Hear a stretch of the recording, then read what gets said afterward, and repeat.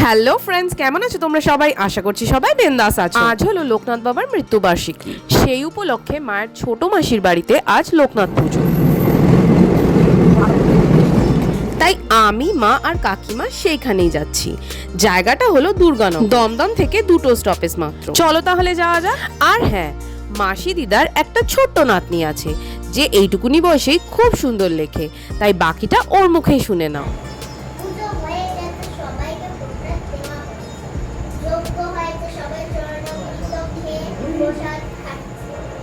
প্রসাদ খাওয়া শেষ করে সবাই গল্প করেছে। আমি সকালে হাঁস সন্দেশ নিয়ে এসেছি।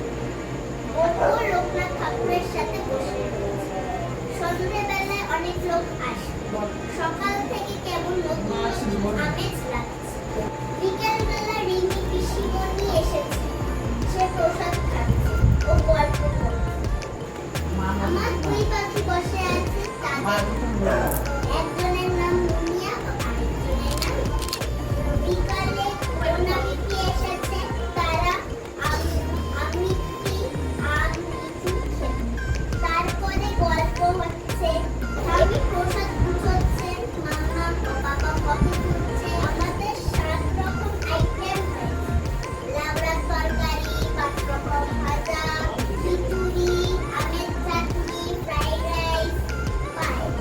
একে একে সবাই আসছে লোকজন মিলেমিশে। এবার আমাকে নাচ করে সবাইকে